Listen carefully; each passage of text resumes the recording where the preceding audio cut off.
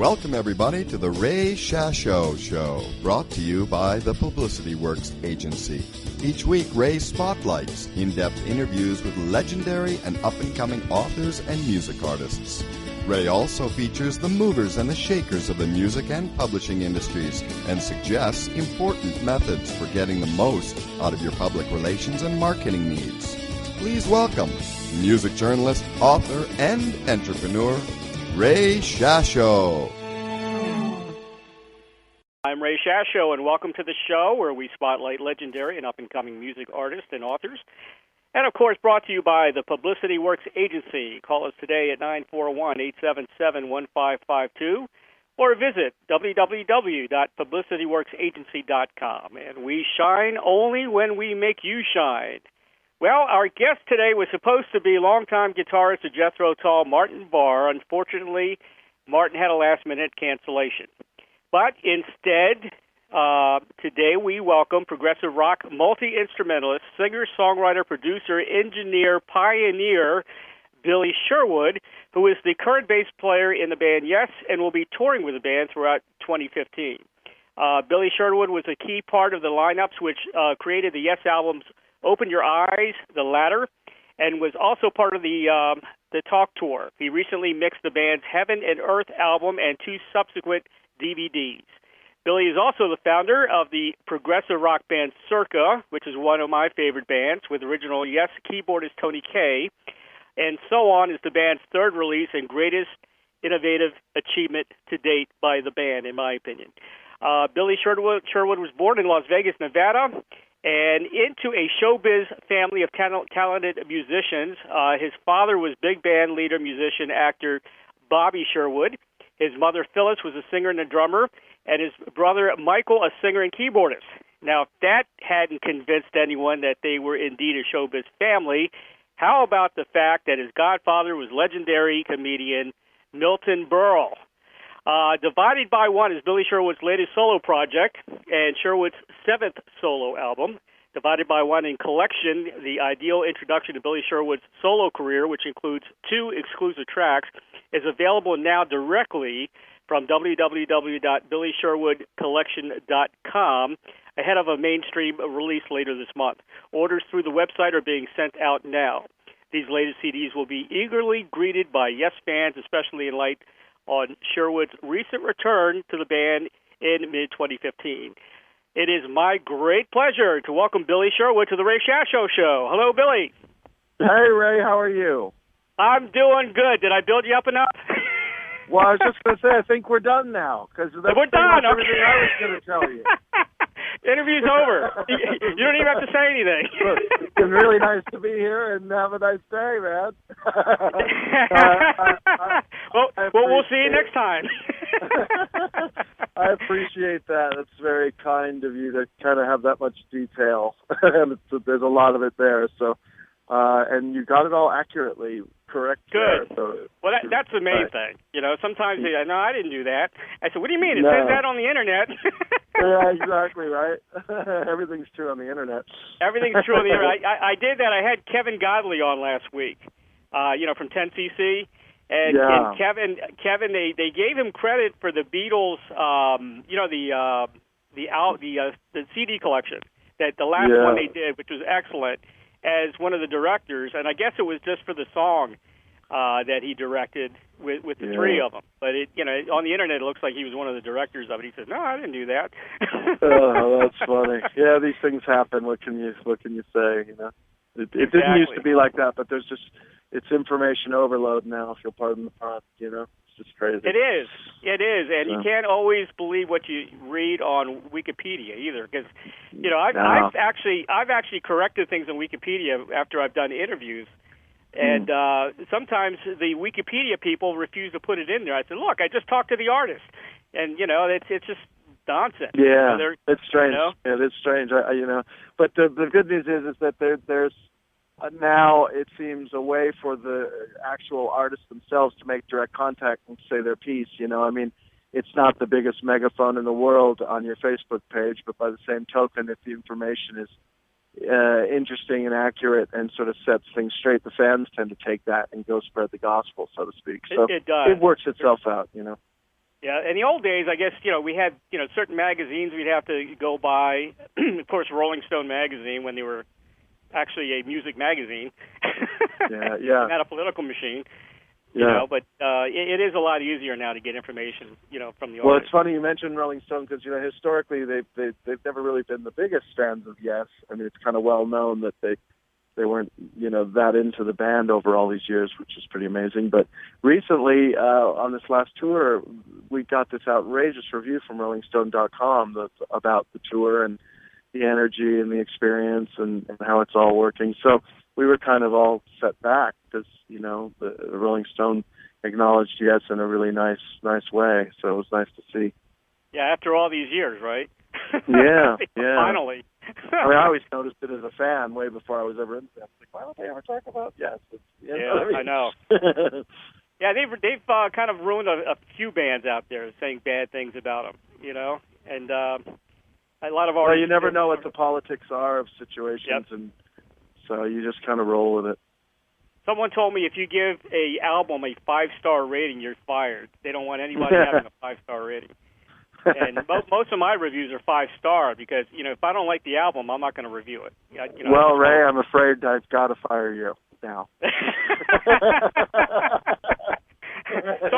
So far, Circa had a 5-star, which is one of my favorite albums, by the way. That was a great album. Man. Thanks. We actually, while we're talking about Circa for a second, we have a new record coming out next year sometime called Silent Resolve. That's really cool. Right. Very, very progressive. Four tracks on the record, which gives you an indication of what, the kind of direction of all the arranging and everything is. It's really interesting, and the band's just playing great, In that band, I'm playing guitar, and Rick Tierney's playing bass, and he's a phenomenal bass player, and he's totally in the spirit of that kind of bass playing, and he just did an amazing job on the record, as did Scott Connor playing drums, and, of course, our man Tony Kaye doing the keyboards. Oh, yeah. We love Tony Kaye. Yeah, you guys got a great relationship there. It's Yeah, he's a great guy, great friend, and it's I've known him a long time now. Well, the last time we did an interview was back in 2011, at the end of 2011. So we got a lot of catching up to do. Let's talk about Divided by One. This is going to be your next solo release, which you can order it now, but it officially doesn't come out till the end of this month. That sounds right. It was actually out for download only before is how I released it. Right. For some reason, I kind of, I went through a phase there when I finished that album. Normally, I would produce my own albums and get them out through my own online store and whatnot.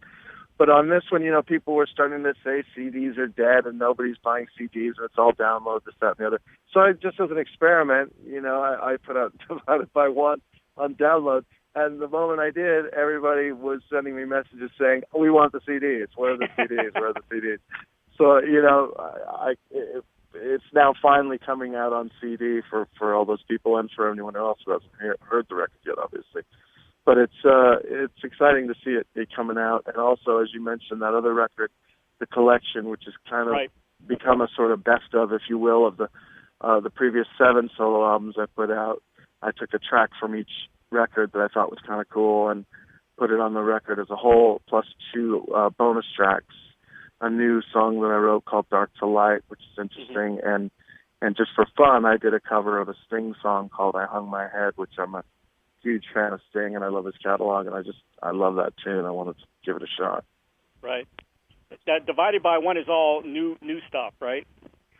Yes, it's all new stuff, brand new, yeah.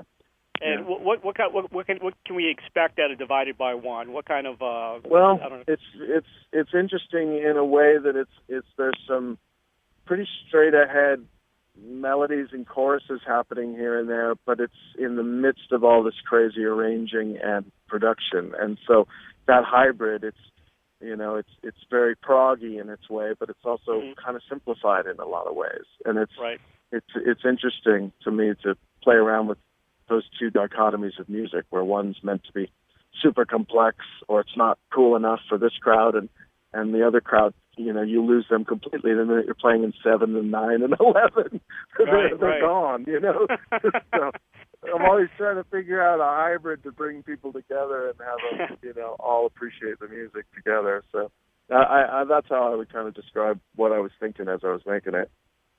Of course, I don't have the album yet, and it's too new, but End of an Era, that's the last track of the CD?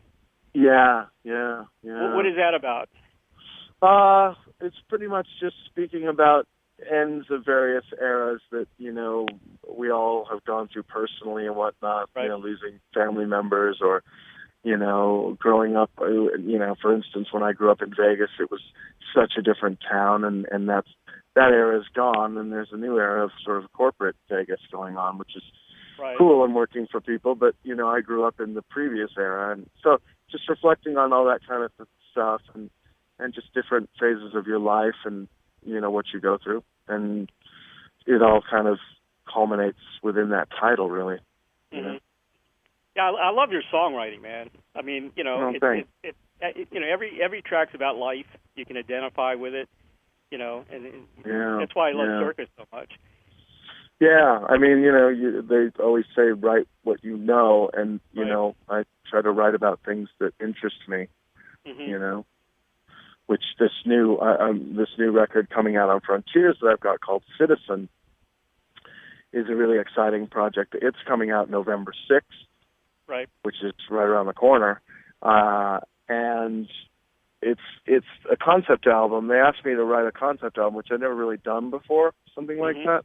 Right. So I kind of was trying to think of things to do, and I've always been intrigued by General Patton's notion that he was reincarnated in various forms over, different battlefields and whatnot. I was always interested in that idea. And so I took that idea and stretched it out and made it about this album's about this lost soul reincarnated in various periods of time. He shows up as a Roman conscript legionnaire. He shows up as a World War I trench runner. He shows up as an assistant to Darwin on the maiden voyage, looking into evolution and discovering the theory of evolution and whatnot. So it allows you to kind of play around with a lot of different themes. And on that record are a bunch of iconic proggy dudes, friends, amazing musicians. Proggy dudes. Rick Wakeman, Mraz, yep. Downs, Tony Kaye yep. are all on there. Steve Morris, Steve Hackett, Jerry Goodman from Mahavishnu, and just a slew of people. Alan Parsons, I'm probably forgetting a few right now, so I feel bad about that. But there's so many things going on. But it gives you a flavor of what that record's going to be about. Pardon me. And it's going to be really exciting. It's coming out November 6th. So anyone interested, you can pre-order that now, actually, too, on Amazon. Oh, good. And get a jump on it. It's kind of cool. What a fascinating concept that is, though. Yeah, lost soul reincarnated into various periods of history. I mean, that's that's awesome. Yeah, I mean, and it's fun to play around with those themes. One of the tracks is about the merging of man and machine around the industrial age, this guy on right. the assembly line and stuff. So, excuse me, you can play around with a lot of different themes in various periods of time, and I found that interesting. So it came out really good. I'm very, very proud of it. Chris is on this too, right? Yes. Chris is, yeah. It's actually Chris's last recorded performance. I was yep. going to visit him in Arizona where he lived, and he was coming over to me, and I was in the Holiday Inn. I had my portable studio with me, mm-hmm. and he came over and recorded. We set up right there in the little Holiday Inn Suites. Really? I set up my studio, yeah, and he stood up and rocked it, and it was really great. A lot of fun. 5-string bass part, and he just killed it. Boy, things have really changed, haven't they, from the old big studio days? Well, that's what I said to him. I'm like, man, remember when we used to have like a fruit basket? And there were people running around, and they'd go grab stuff for you. Yeah. Those days are gone. We're in a Holiday Inn. What happened here? Unbelievable. But actually, that's really more a testament to technology and how amazing it is to be able to make a record in the Holiday Inn. You know what I mean? Which I think is killer, personally. That's great. But anyway, he played on that record, and right. And then, I went home and called him about a week later just to say thank you, and it was fun to see you, and, all that stuff. And that's when he told me about his illness, and, the rest is sort of history, as they say at this point. Such a short time, but it's true. It's sad, and only Bob. It is sad. Chris went so fast, too, That's what I'm saying, Yeah. It was so quick. Yeah. It was really quick. Mm. Took everybody by surprise, me mostly, especially given the phone calls I was having with him and the conversations we were having, and the fact that, this dude asked me to do what he'd loved for 40 years and Right. wasn't foreseeing anyone else doing, I guess, because he had it in his mind and was very, very adamant about me telling him, yeah, I got this, So it just, all that stuff makes the whole process surreal. And then wrapping back around to him, having him on this record is really special. And his performance is amazing, As I've told people, as my last image of Chris, because I didn't see him after I left Arizona, was him standing there playing great, looking like Chris. Yeah. In this mobile studio I'd set up, and it was great. So I interviewed very Chris surreal back, to move forward with that. Yeah. I interviewed Chris back in May of 2012. He was on R&R in Hawaii after the release of Squawk It. Yeah. And, he was a great guy. We had a great conversation. We talked about all kinds of stuff, aliens. Yeah, he was funny, too. I don't know if you got into any comedy with him, but we used to laugh our asses off. I mean, pardon me, I don't know if I can say that on live. Yeah, go ahead. No problem. But we would be laughing like crazy most of the time, I mean, obviously there were serious points, and yes, but, on the off hours, let's say, we would laugh a lot about a lot of different things. Yeah, he was a funny guy. You always take some of these prog guys as serious, but they're not. They're just relaxed, easy going. Stage, this intimidating guy who looks like he could also be your friend. You know what I mean? Right. It's like that's how the image of that sort of proggy thing is. Yeah, but he was a sweet dude, man. What can you say? Growing up, I never had the idea that Chris was so tall. Just in high school, and it never hit me till later in life. I said, man, this guy's pretty tall. Yeah. Yeah.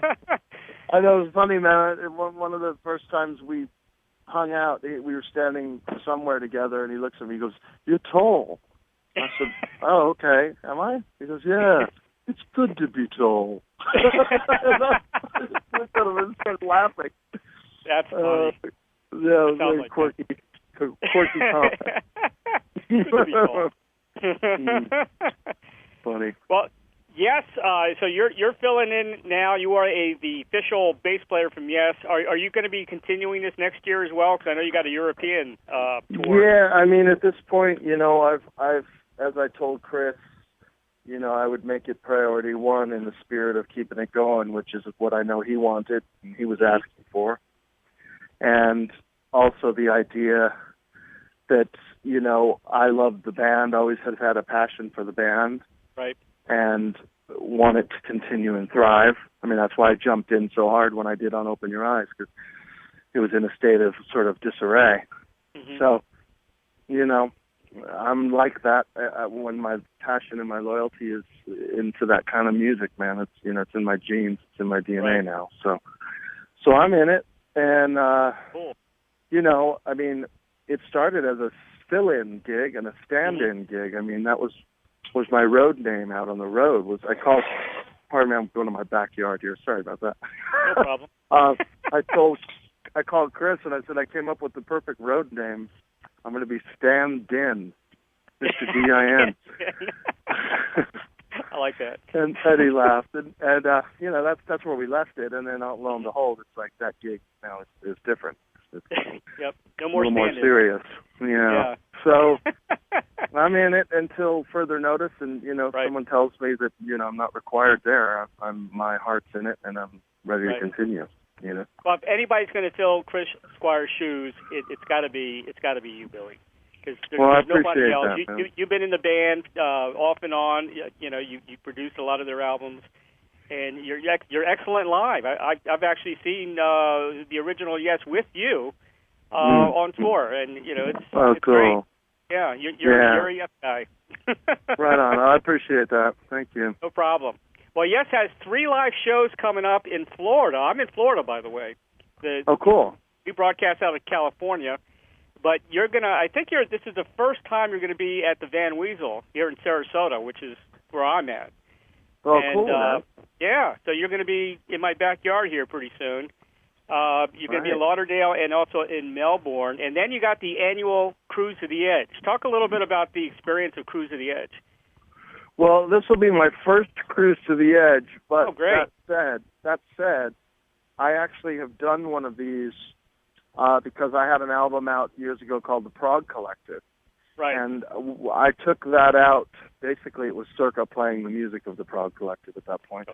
Right. And we went out with the Moody Blues, and it was called the Moody Blues Cruise. Same cruise line.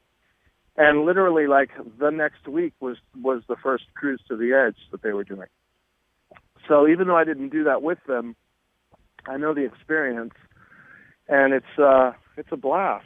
It's it's nonstop party, really. I don't know if I left the mojito bars too often.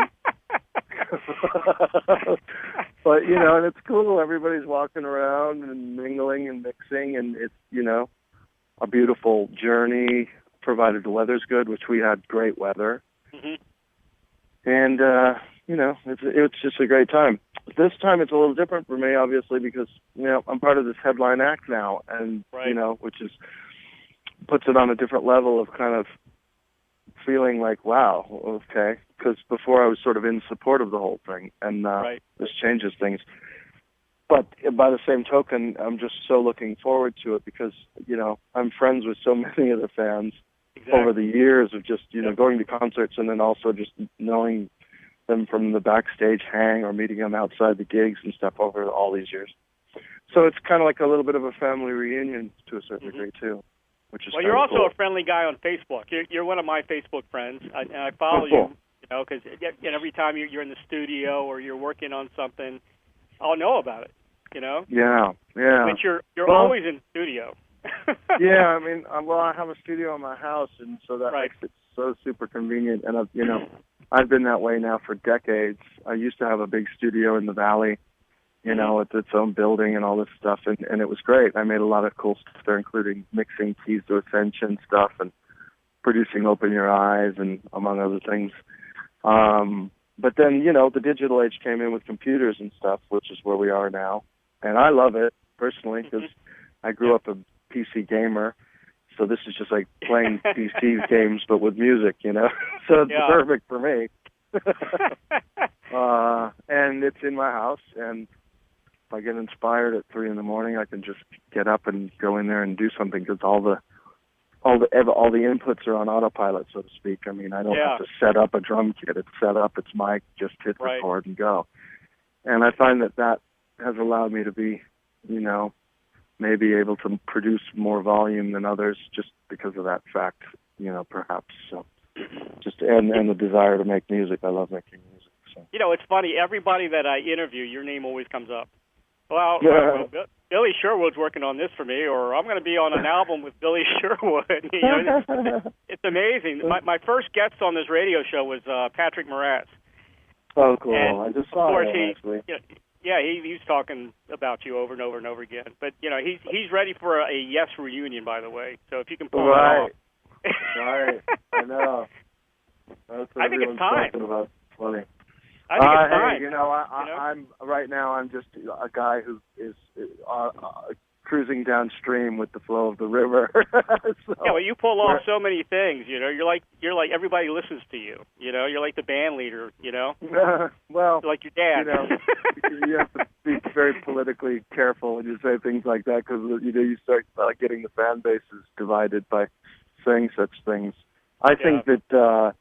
Yes, sort of leads itself, really. I mean, there's always been a leader component in bands and stuff, but yes, I mean, you got so many strong personalities that it's really more of like a democracy where you have really? to get things done. You know.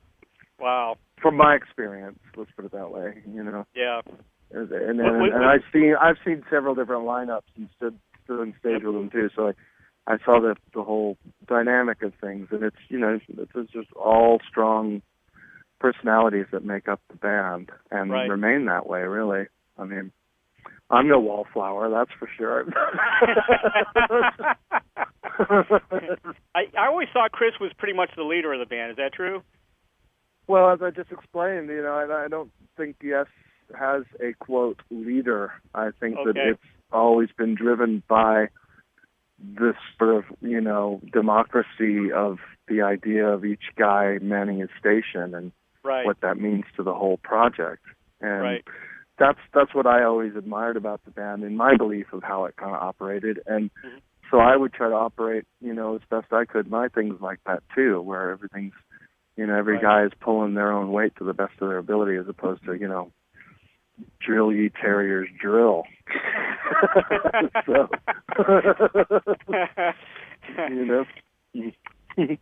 So I think, how cool would it be to get a reunion? It runs itself in its own way. Yeah, but imagine if John came back, and I mean, everybody can still stay, and it's just adding a few people, and trading off songs and things like that. That would be cool. You guys did that once before, I think, right? Wasn't there a union?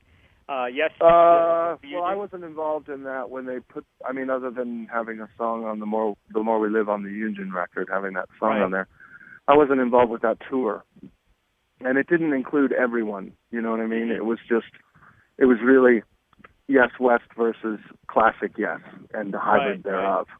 Right. It didn't get into obviously the relayer drama. Peter Banks was alive at the time. All that stuff. So. The idea of, quote, reunions, unquote, in this realm, that's more like putting together a small football team at this point. That's true. I don't know how you fit those guys all on one stage. Because it would start looking like, a Broadway production of Cast or something up there. I think that did really well, though, on tour, on live. It did. I mean, people dug it. There's no doubt about it, Right.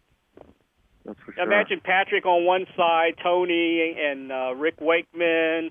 I mean, that would be, I guess you'd be the only bass player. Yeah, I mean, the thing about where I've always been with Yes in my own personal mindset is the future. And so for me, not so much reliving and trying to recapture old glory as much as moving forward now into 2016 and beyond if we're going to do this. You know what I mean? And that's kind of part of what I told Chris too. Is I said, look, if you're asking me to come in it, is the band aware of my sort of attitude about this? Because I want, if I'm in it to win it, so to speak, as they say. Right. And I want to go forward and produce great music and move forward and have the thing going forward, as opposed to just jumping on something that's going down memory lane over and over and over. Exactly. And I was pretty blunt about it. And Chris said, no, that the band wants to go forward, and that's what we're talking about, and we want to do it, and have you involved in it. And this was before he was sick, and he was just asking me to produce a new record. Right. And I was kind of saying to him, if I jump into making the record, I want to make something that really we push forward and try to do interesting things. And so he, that's where I'm at. I want to go forward. So. Would I be happy to play with any one of these guys on stage? Sure, that's no problem at all. But is that my desire? My desire is to move Yes forward in 2016 as Yes. Right. Whatever that version of Yes is. And even if I'm not in it, I'm happy to help. Even if you're not in it, huh? That's funny. Well, you're the guy to move it forward, that's for sure, because, your music is very innovative. And I can't go on enough about Circa. I mean, to me, that's the next generation of Yes. Well, it was. There was no doubt that the feelings were going to be there from the composer, angle.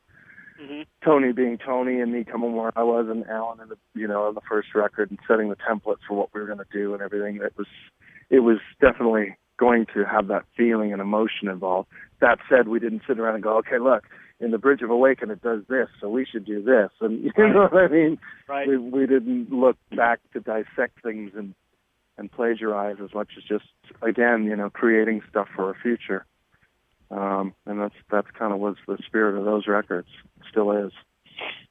Well, everybody should go on YouTube and punch in Circa and punch in Castaway, because Castaway to me is one of the great best songs I've heard in the last 10 years. It really is. Oh, cool, man. I'll tell you another thing to search on YouTube if you're looking at Circa stuff, which is pretty entertaining to watch, especially if you're a Yes fan, is we did a piece of music called The Chronological Journey that we arranged. Okay. Where we play the musical, kind of juiciest musical moments of a Yes track starting in 67 and going all the way through to 2000 is where we took it.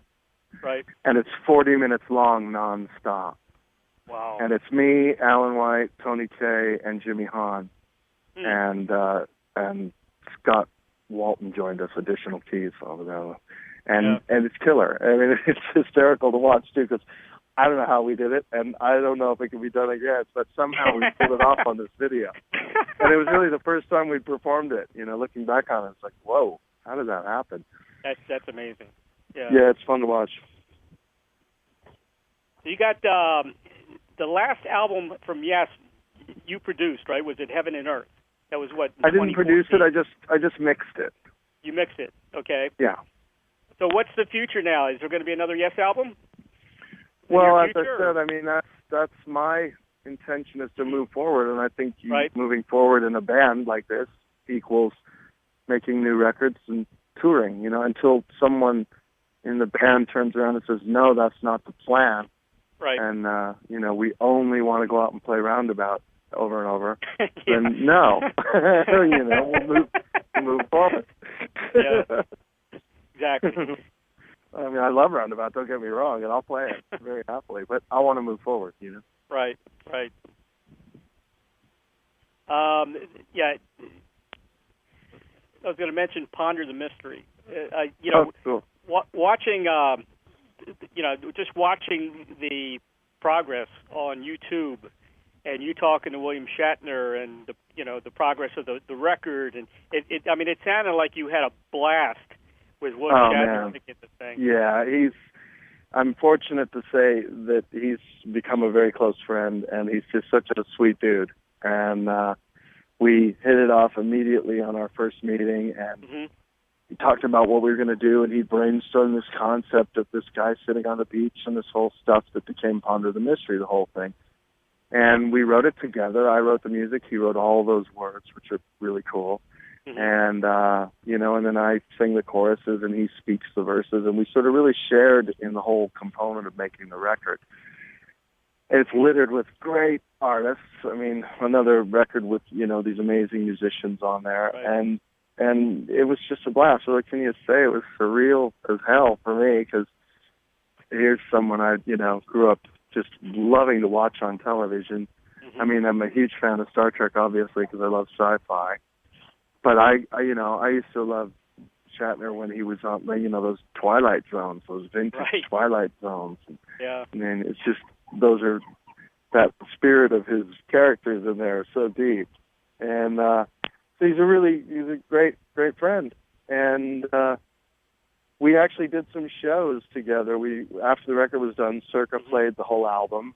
And Shatner was, did his thing at the front of the stage, and we did 4 shows and sold them all out. And we were talking about doing more, but Bill's an actor and busy as can be, and one thing led to another, and we just couldn't quite make it happen. But I'm so glad that we did the 4 shows that we did, because there's nothing like playing a gig and looking over with William Shatner as your lead singer. It's just, you're not going to beat that. Captain Kirk, lead singer. Exactly. Where did all this come from with William Shatner into, I want to say classic rock or prog, but was he a big fan of certain bands growing up? Or he's a fan of music, and he knew prog music, And then once we started hanging out, he was really getting deeper into it and researching it and listening. And, you know, he's a fan of music. He's definitely that. I mean, obviously, it's in his heart to do it. That's what he does, you know. Right. So he's just a lover of good music. I mean, he loves the classic stuff, Cole Porter, you know, all the way through to jazz and pop. And so he's well-rounded in his musical tastes too, which I found interesting. He knows what he's talking about. You know what I mean? Yep. There was a funny moment because our drummer in Circa, Scott Connor, you know, none of us talk about Star Trek with Bill because it's just, you know, we assume that's the last thing he wants to get into. I know. Well, we're all trying to do it. You know what I'm saying? We just would love to get into it. Like, so we're all just kind of playing and rehearsing here at my house, and, you know, I looked over at Scott when we stopped and played something, and I said, "Very nice, Mr. Scott." And I caught myself. And I looked over at Bill, and he just gave me this little hint of a smile, like, okay. And I thought, whoops. And then later in the rehearsal, when we stopped again, he looked over and said, "Scotty, you nailed that." And Scott Connor, I mean, the look on his face. And the punchline is after the whole session's over and Bill's gone, Connor comes up to me and he goes, "Thank you." Like I got him to call him Scotty or something. That's funny. Isn't that funny? Yeah, it was very funny. So anyway, Bill's a great dude. He's a good guy. When he entered the studio, he should have played the Star Trek theme, you know? Right. I'm going to incorporate that in there. Yeah.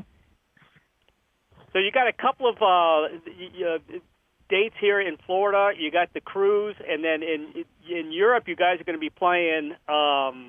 It's a Fragile and Drama, right? Those are the two albums you're going to be focusing on. Yes, I guess? That's what I understand. Yeah. Right. Yeah. Which I can't wait to do. I mean, great stuff. Great music. Oh, awesome! It's a pretty lengthy tour in Europe too. I was looking at the schedule. Yeah. I mean, well, the band loves to play, and we get into a groove. I mean, I've been in that groove with them on several tours where you know you're just in a stride and it's just kicking. And every night it's like there's no more need for a sound check. Just get up there and do it. And so it's cool like that. I like that. Have you played the Relayer album live since you've joined the band? I haven't played it with them, but I played it in my bedroom when I was 16 in headphones, probably 4,000 times. That's funny. So it's in there, you know what I'm saying? It's the bike that I know I can ride, and I just haven't quite picked it up. So I need to help with pads at this point. Yeah, you need to sit down with Patrick and do it. Yeah. That's funny. And growing up playing to that record, that was my bass exercise every night. Because I mean, the bridge. Really? Well, the bridge of Gates to Delirium during the keyboard solo and the guitar, it's the bass line's over the top, great, and just really. I mean, you want to get your chops up playing bass, play to that part of the record for a while. It's really good. It's really good. That's a very intricate piece of music, huh? Yeah, it is. I love it, though. And that's got to be hard to play live. My favorite of all Yes records is Tales, which is obviously 4 songs, 20 minutes long each. You know, that's my favorite stuff. That said, I love, I like the whole shebang. I mean, I'm into the whole. I like the transition from the early records to how when Steve joined it changed, and then with TK coming back in the 80s and Raven and how it changed, and the morphing. It's like that movie The Thing with music or something where it just keeps morphing.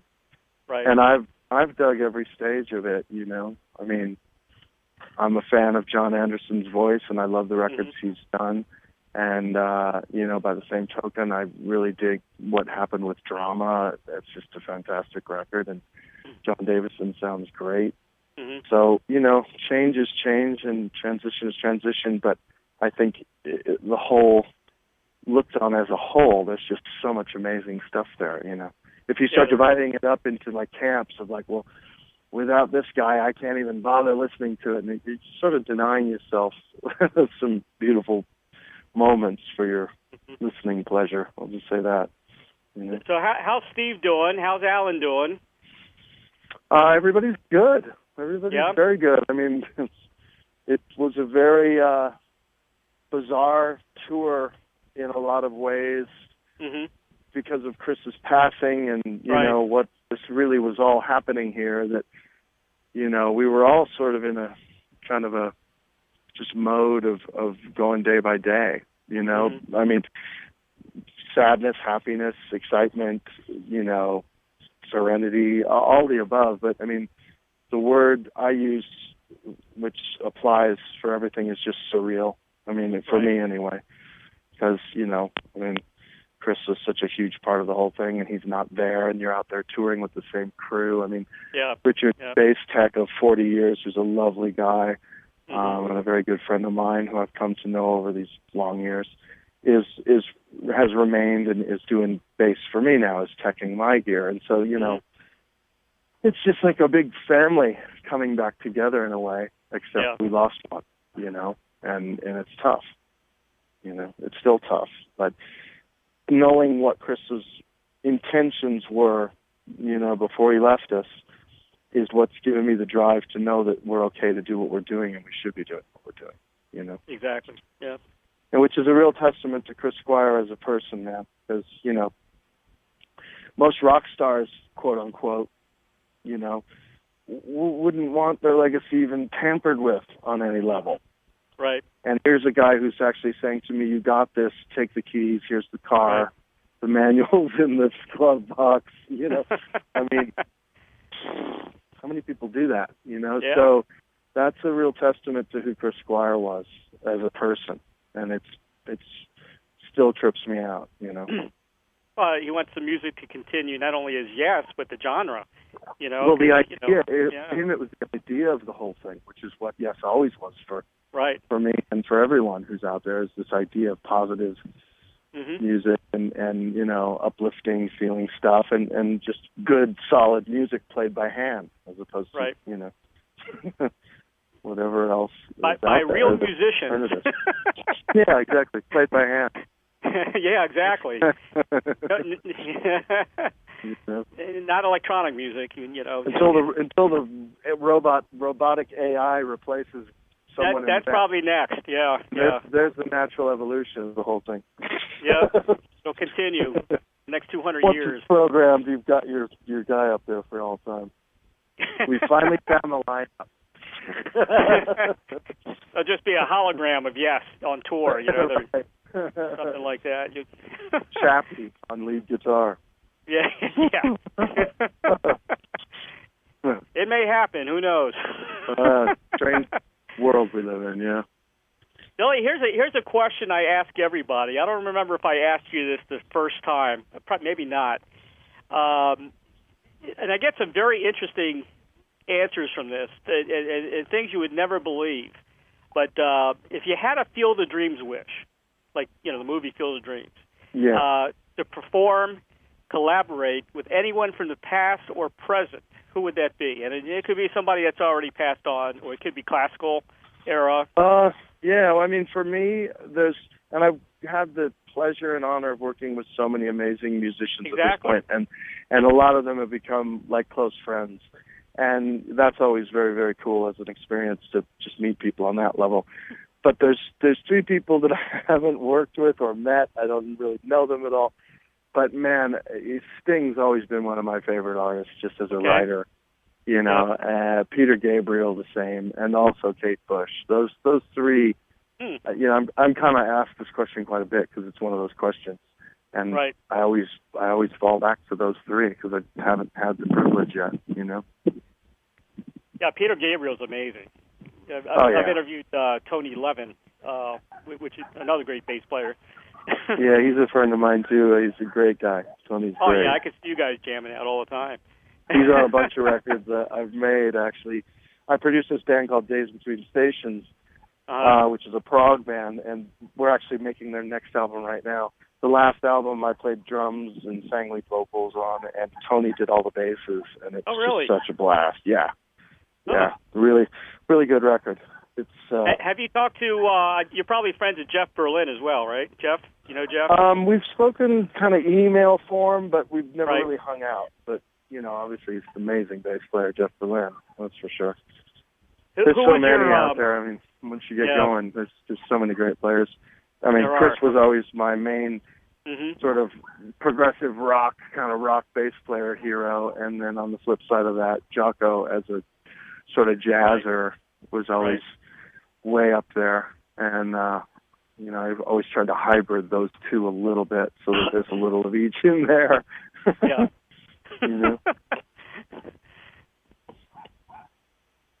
Well, I've got. I wanted to ask you about children. Do you have children that are into music? I have one boy at 12 years old, Ethan. Okay. And I love him to death. He's a beautiful boy, and he's a kid of this modern age we live in, and he's just into computer science and stuff like that. And as my dad told me when I was very young, don't worry about being a musician. If you want to do anything else, I highly advise it. It's a crazy business. And of course, I went straight into it. So what do I know? But my kid said to me the other day, "It's like, do I have to play music like you do?" And I said, "You don't have to do anything you don't want to do, man. That's funny. What do you want to do?" He said, "I want to be a computer science engineer." I said, "Then go for it. If that's your dream, that's what you do. Don't worry about it." But I found it to be kind of a funny question because everyone assumes, well, you're a musician. He's bound to be playing, 12 instruments by now. Right. But it's not quite the case. Their interests are going another direction, which is fine by me as long as he's happy in life. Bless him. Let him do what he wants to do. Yeah. So he's 12 right now, huh? Yep. And what about the missus? What does she do? She's an amazing photographer and graphic artist. She does a lot of album covers. She did all the Circa covers, the original Circa covers. She does all the Circa covers, huh? Yeah, and she did all my solo album covers. Excellent. She's done a bunch of other people's covers, and she also does photography.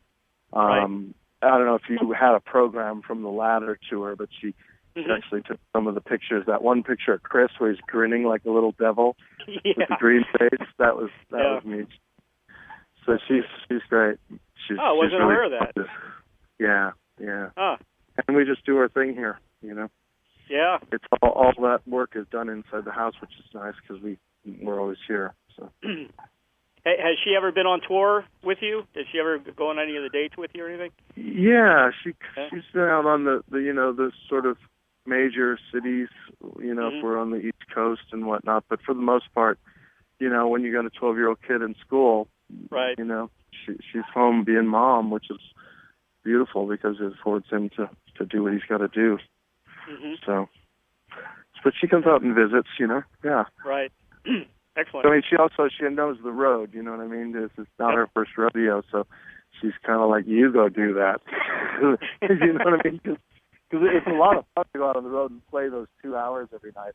The work is in the other 22 hours where you're like either traveling or trying to catch up on sleep, and it's tough out there. It starts. Yeah, I can believe it. Be a lot, It's from the outside looking in. It's Lear jets, and but the reality is no, it's not. It's traveling, and it's sometimes brutal. Yeah. But it's still a blessing to be able to play music in front of people. So I'm definitely not complaining. I'm just suggesting that she's like, you go do that. I'll be home. That's your thing, man. I'll watch from the audience. I'll listen to the albums. So what do you suggest? What do you suggest for say there's a band out there that loves progressive rock, and they would really like to make it, in that genre. What do you, what's your advice to them? I mean, how can they make it now? I think that, to be prolific and make yourself visible and Facebook and YouTube, Twitter, and all these outlets that you can get on the biggest rock you can and shout about your band. That's really what you have to do.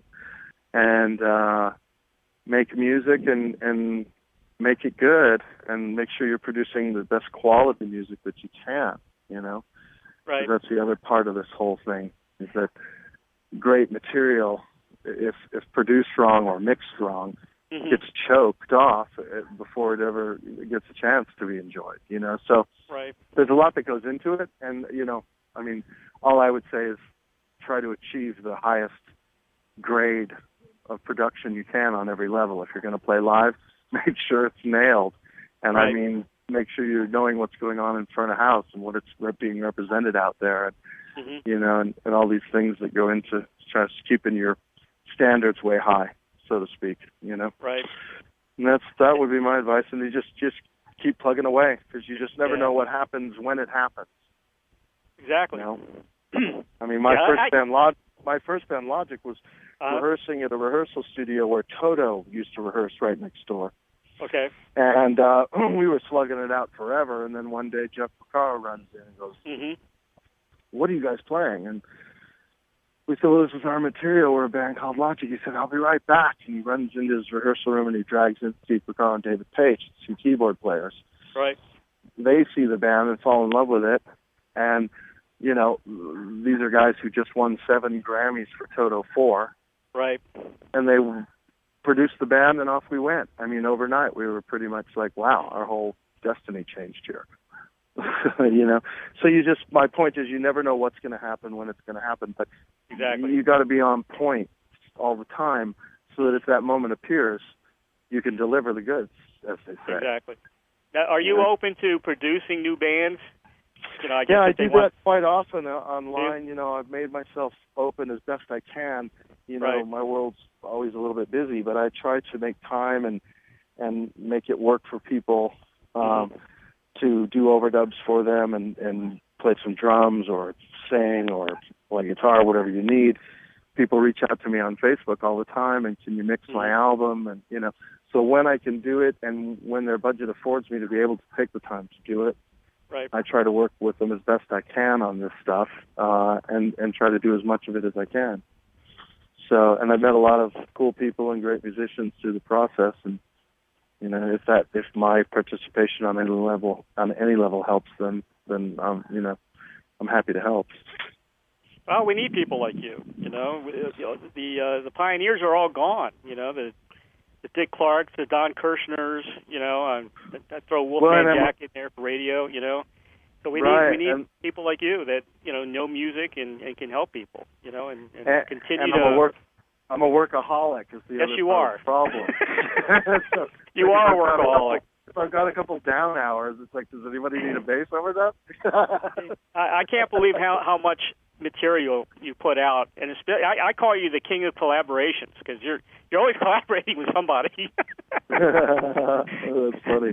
Well, yeah. I mean, you know, you sort of think about things and you try to do them, and if you can connect all the dots, you know, things happen. And right. Over these years, I've met so many people that now when I do these other records for labels, they're like, "Hey, could you call this dude?" And exactly. so I open lines of communication. And also, there's other people in the loop behind the scenes connecting dots from artist to artist, too, between managers and representatives and consultants. Sure.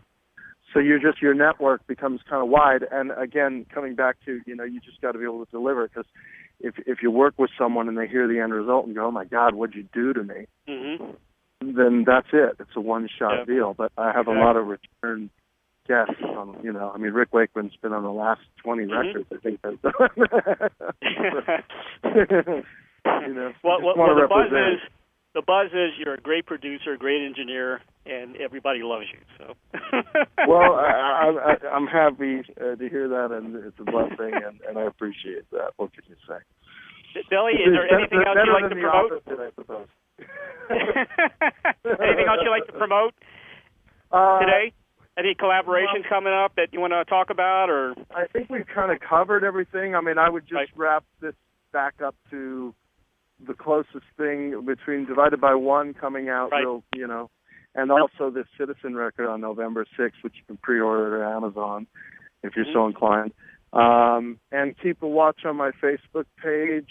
Okay. And, you know, there's always, I try to keep the fans and people interested in what I do as in the loop as possible. Mm-hmm. I mean, when I'm on tour, it's easy to take a picture somewhere and post where I am. when I'm home sitting on the couch watching The Walking Dead, it's not as exciting something I'm feeling I'm needing to post to everybody. So, there might be days. But for the most part, I try to keep people in the loop with what I'm doing, just so that. Billy, thank you so much for being on the show today, especially on such short notice.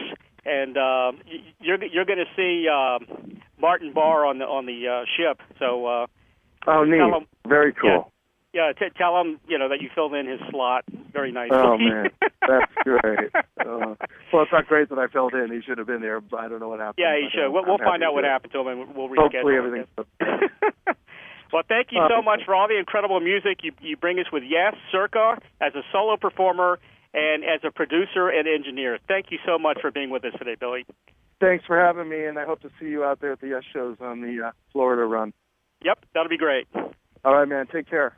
You too, man. Thank you. Yeah. Order Billy Sherwood's latest solo project, Divided by One in Collection, the ideal introduction to Billy Sherwood's solo career, which includes 2 exclusive tracks available now directly from www.billysherwoodcollection.com, ahead of a mainstream release later this month.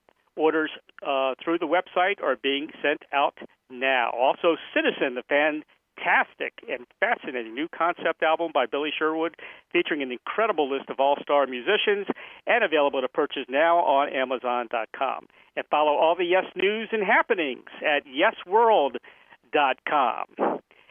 Join me every Monday afternoon at 3 p.m. Pacific, 6 p.m. Eastern on the Ray Shasho Show. Coming up next week, October 12th, my guest will be British musician John Payne, best known as the lead singer and bassist for the progressive rock group Asia.